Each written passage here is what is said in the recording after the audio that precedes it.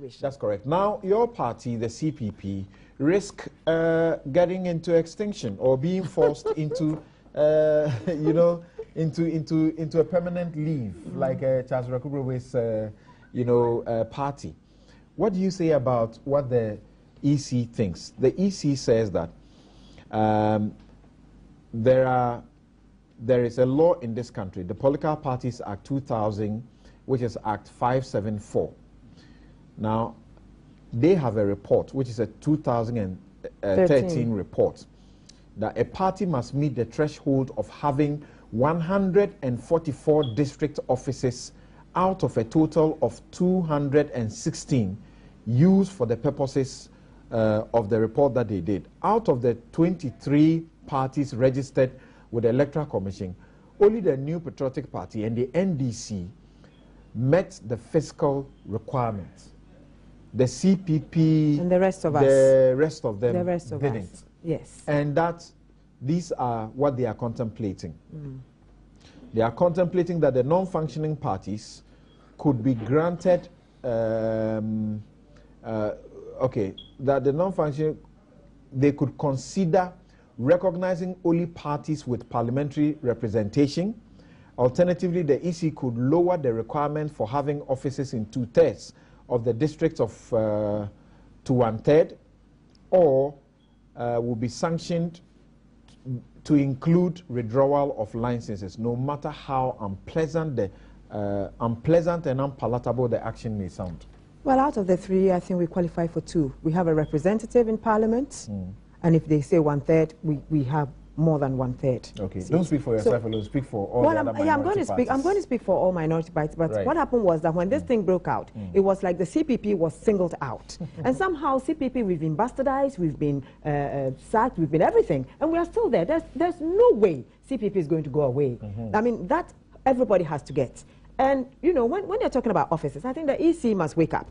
We are having elections, we are doing congresses right now. Most of these minor PPP have done their congresses. PNC and us, we're doing our congresses. We only have 2 regional congresses left. And the EC is there supervising those congresses. Is that a party that is dead? Or a party that is not functional? For God's sake, the CPP must be left alone to at least try and build up. When I look at the EC, they must grow up. Look, people are walking around this country with their offices in their handbags. What's the office for? For you to come and give us a letter. Please send us an email. This is the new way of doing things. Send us an email. As I sit here, I can talk at this very moment as I'm talking to you. We are having elections in Bolgatanga. Our Congress is going on in Bolgatanga for us to get regional representatives and stuff.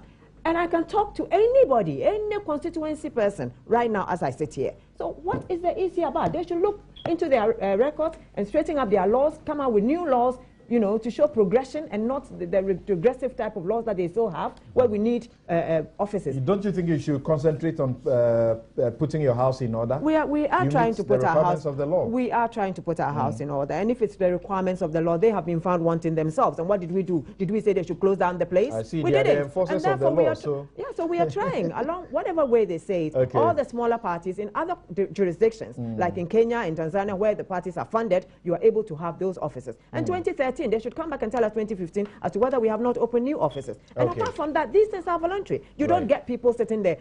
Just before the NDC came into power, the NDC had a problem with their party office, not being able to pay their rent. You understand what I'm saying? Now they have an edifice. And our offices have been confiscated. Our offices have been confiscated. And we are asking government to give us back our offices. Okay, we have run out of time. So give us our going to do. We are asking the government to give us back our offices. I'll give Mr. Thatcher 1 minute.